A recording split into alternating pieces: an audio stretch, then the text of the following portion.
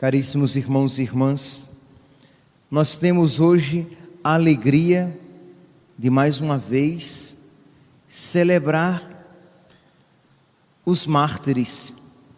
É uma alegria muito grande, meus santos, celebrar os mártires, vestir-se de vermelho, porque vermelho é a cor do amor, é a cor do Espírito Santo, que é o amor de Deus, é a cor do sangue dos mártires, o preço derramado pelo amor a Deus.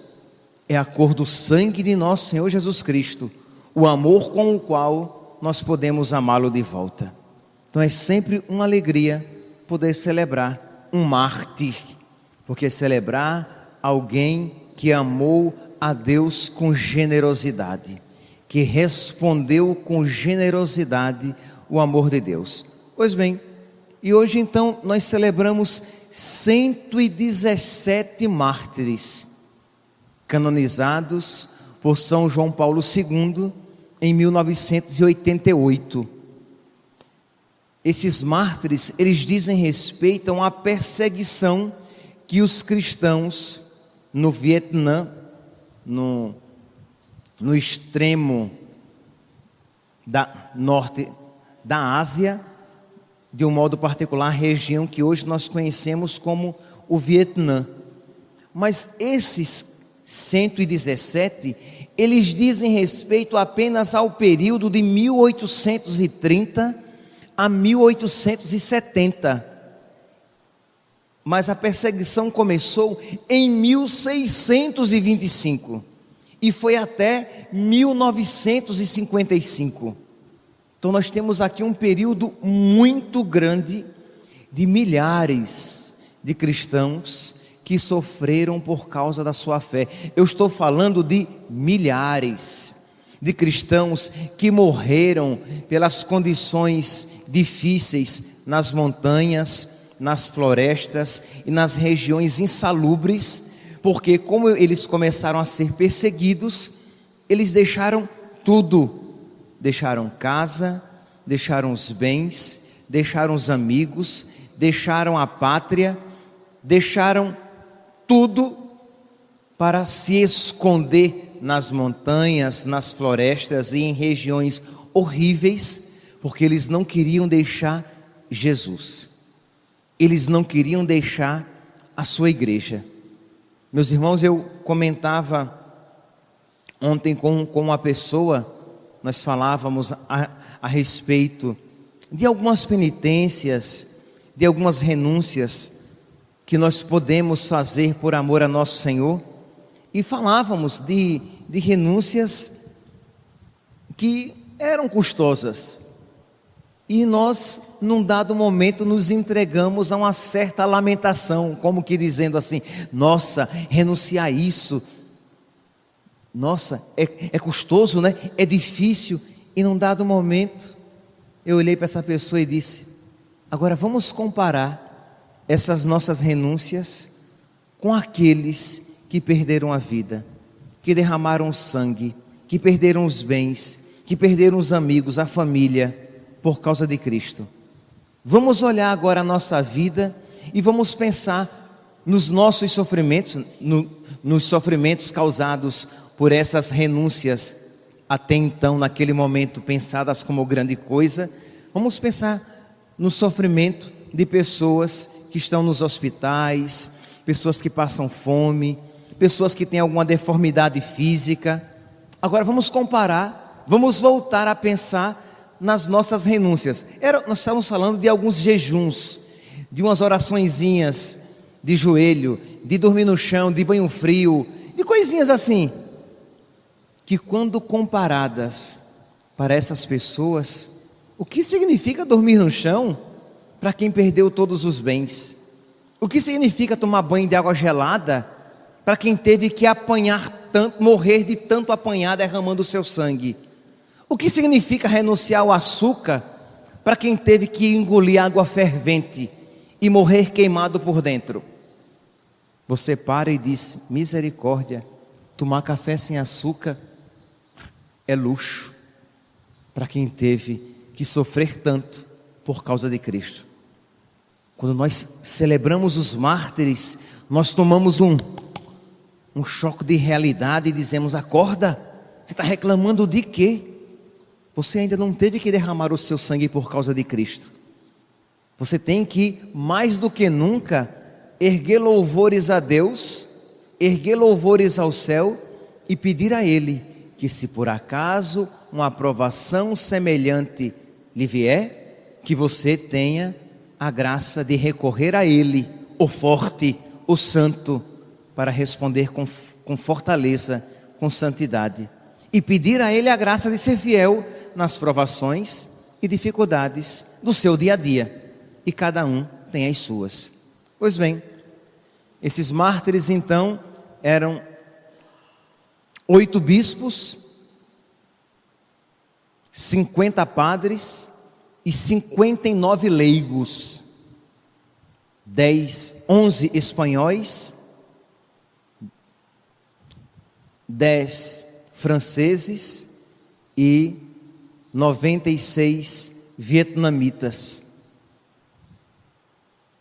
Como eu falei, bispos, padres, seminaristas, leigos, militares, que derramaram seu sangue por Cristo. Por ocasião desta mesma perseguição, não fazem parte desses 117, porque foi canonizado um pouquinho antes, mas neste mesmo período nós temos alguém que inspirou, que encheu o coração da nossa santinha, Santa Teresinha do Menino Jesus, a desejar se entregar a Deus como sacrifício. Foi São Teófilo Venard, que foi um mártir dessa época, que morreu juntamente com um bispo e muitos outros cristãos, num tipo de morte cruel, violenta, lenta, que esses impunham, que era o que? Primeiramente eles flagelavam a pessoa, mas não para matar. Uma surra com nervos de boi, uma surra bem cruel, mas deixando a pessoa ainda inteira, e depois as apinhavam numa cela, de modo que eles não tivessem espaço de se mover sequer. Eles eram apinhados, e ali uns iam morrendo por asfixia, outros iam morrendo porque as pernas inchavam, as dores nas articulações, e a pessoa não ia se aguentando e ia se escorrendo. Por quê? Porque não tinha espaço. Elas eram apinhadas literalmente. E outras, as mais resistentes, morriam de fome, de sede, porque depois de 4, 5, 6 dias sem comer e sem beber, num local ali apinhadas, suando, sem dormir, antes de morrer enlouqueciam e depois morriam.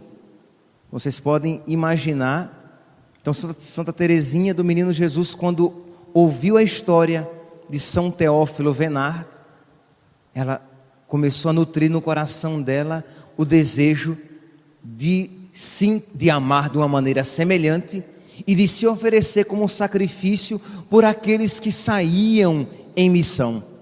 São Teófilo era um francês. Pois bem, meus santos, nós estamos falando, repito, São Teófilo não faz parte do grupo dos 117 hoje celebrados, mas faz parte destes que foram perseguidos neste período. E destes nós temos uma carta de Paulo, um sacerdote vietnamita. Ele era pároco de uma região do Vietnã, e ele, antes de morrer, ele escreveu uma carta e mandou para os jovens do seu seminário, que ele era ali formador. Ele tinha sido preso várias vezes, e várias vezes os seus paroquianos pagaram para que ele fosse solto. E ele repetia que morrer por Cristo é a maior alegria, porque se vai diretamente para o céu. Ele se lamentava. ele reclamava porque não queria que os fiéis fizessem aquilo que estavam fazendo, pagar pela soltura dele, pela libertação dele, que ele queria ter a graça de morrer por Cristo, de amar com generosidade semelhante à generosidade com que nosso Senhor nos amou, derramando o seu sangue. Então, na última prisão, que não teve jeito dele ser solto, ele escreve esta carta: eu, Paulo, preso pelo nome de Cristo, quero levar ao vosso conhecimento as minhas tribulações cotidianas que me assaltam de todos os lados, para que, inflamados pelo amor de Deus, possais louvá-lo, porque eterna é a sua misericórdia. Ele escrevia para os seus alunos, aqueles jovens, mas para todos os cristãos que pudessem, que chegassem, a quem chegasse esta carta, para que eles, louvassem a Deus em meio às suas dificuldades. Meus santos, essa carta chegou a nós, e também nós somos chamados hoje a louvar a Deus em meio aos nossos grilhões, em meio às nossas dificuldades, em meio às nossas tribulações. A gente entra na igreja e já quer se livrar da cruz. A gente olha para nosso Senhor: meu Deus, me livra disso, meu Deus, me livra daquilo, meu Deus, me ajuda nisso, meu Deus, me ajuda naquilo. E às vezes, poucas vezes, nós dizemos: meu Deus, me ajuda a carregar a minha cruz com alegria. Meu Deus, eu não te peço, livra-me dos sofrimentos, eu te peço, livra-me do desespero nos sofrimentos. Livra-me da perda da fé nas tribulações. Eu não te peço, Senhor, livra-me das tribulações, mas livra-me da falta de fé, da falta de amor, da falta de generosidade nas tribulações. Eu quero, Senhor, misericórdia. Quando é que nós chegaremos a uma fé assim, ao ponto de dizer: Senhor, eu quero sofrer, mas eu quero sofrer com amor, porque eu quero ser semelhante a Ti. Eu sei que o sofrimento me leva a amar mais, então eu quero sofrer, eu quero amar mais, eu quero amar com generosidade, e o sofrimento é o caminho, a purificação vem pelo sofrimento. Então eu quero, Senhor, mas me dá fé, me dá amor, me dá força, para que eu faça dos sofrimentos da minha vida cruz, e eu te louve em todas e quaisquer situações da minha vida, dizendo: eterna é a sua misericórdia. E continua então Paulo, que daqui a pouco, daqui a alguns dias, iria morrer de morte semelhante aos seus irmãos perseguidos. O meu cárcere, imagine, o meu cárcere é verdadeiramente uma imagem do inferno. Quer dizer, ele não estava aqui romantizando. O sofrimento dele era grande. O meu sofrimento, o meu cárcere é a imagem da casa do diabo, do inferno, do fogo do inferno. Aos cruéis suplícios de todos os gêneros, grilhões, algemas, ferros quentes, ódio, vingança, calúnias, palavrões, maldades, falsos testemunhos, maldições, angústia, frieza, indiferença. Vocês podem imaginar que este homem passou, além dessas privações, a fome e a total e completa ausência de higiene, né? Quer dizer, uma crueldade sem tamanho, e aquele homem naquele sofrimento estava ali dizendo: eterna é a misericórdia de Deus, que me concede a graça de me assemelhar a Ele, e me concede a graça de amá-lo em meio a esse sofrimento, porque é graça de Deus que eu continue a amá-lo em meio a essas dores. É graça de Deus que eu não tenha maldito o seu nome, amaldiçoado o seu nome em meio a tanto sofrimento.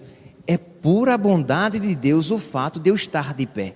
Se eu ainda estou de pé, é porque o Senhor tem me sustentado. Eu acredito que numa proporção diferente, é verdade, Todos nós aqui podemos dizer isso. Se eu ainda estou de pé, se eu ainda creio, se eu ainda amo a Deus, é porque Deus tem me sustentado na sua misericórdia. Se Deus não tivesse me sustentado, eu já teria abandonado a minha fé há muito tempo. Eterna é a sua misericórdia. Como Deus é bom, que me sustenta para que eu não o renegue diante dos sofrimentos tão pequenos na minha vida. E no caso aqui deste missionário, de sofrimentos tão grandes. Mas ele continua: mas Deus, que outrora libertou os 3 jovens da fornalha ardente, sempre me ajuda e me libertou dessas tribulações, que se tornaram suaves, porque eterna é a sua misericórdia. Imagine, diante de tudo isso, ele diz o quê? Elas são suaves, porque Deus tem me dado forças para suportá-las, porque eterna é a sua misericórdia. Quantas vezes, meus santos, nós temos recebido tanto de Deus, mas quando abrimos a boca é para reclamar, porque Deus não me deu ainda o suficiente. Deus me deu tanto, de 100, Deus me deu 99 e ainda me ajuda com 1% que ainda me falta. E eu digo: não, Senhor, ainda me falta, eu quero que o Senhor faça tudo. E Deus diz: meu filho, mas você precisa fazer algo comigo, para que você aprenda a amar. Mas eu quero que Deus me faça santo assim, ó.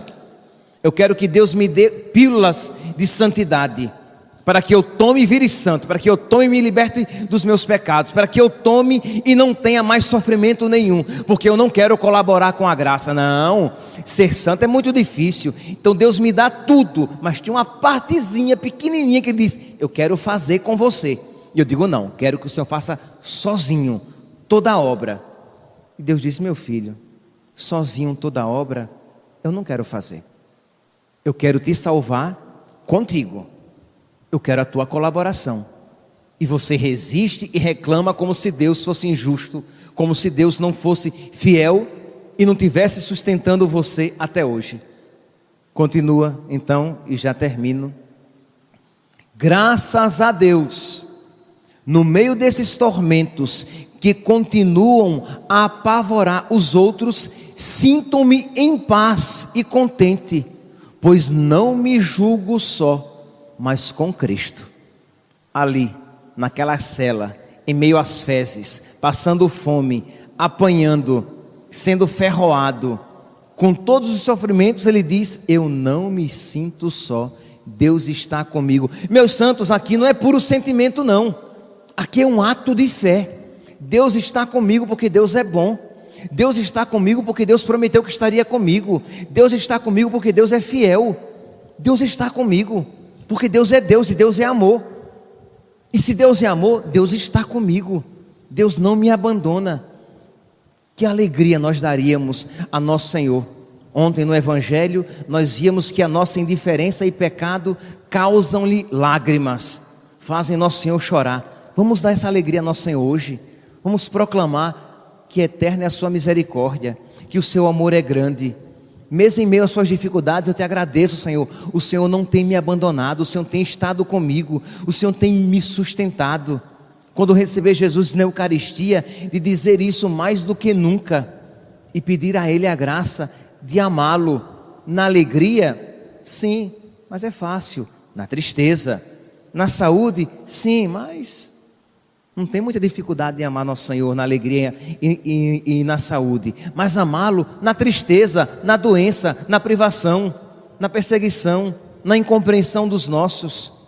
Amar nosso Senhor e não deixar que o zelo, que o fogo de amor se apague diante das águas da vida, das dificuldades da vida, das tribulações da vida, que Deus nos permite para que o amor cresça, para que o fogo cresça, para que a fidelidade cresça, mas nós não sabemos aproveitar. Vou terminando. Nosso mestre suporta todo o peso da cruz, deixando apenas uma pequena e ínfima parte para nós. Ele, ali preso, diz: quem faz tudo é Ele, é apenas um pedacinho da cruz que Ele dá para mim. e eu não posso querer carregar, e eu não quero suportar, e eu não quero carregar em mim os suplícios da cruz. Meus irmãos, nós poderíamos nos alongar tanto aqui, porque falar sobre tanta generosidade nos inspira palavras, mas peçamos a esses mártires que nos ensinem também a amar. Peçamos a Santa Teresinha, que quando ouviu a história deles, se encantou e no coração dela despontou generosidade. Eu quero amar de uma maneira semelhante. Que Santa Teresinha, que São Teófilo Venard, que esses 117 mártires, cuja memória hoje celebramos, que eles intercedam por nós, para que também nós, em meio às dificuldades da nossa vida, aprendamos a amar a Deus com generosidade, dizendo sempre de coração grande: eterna é a sua misericórdia.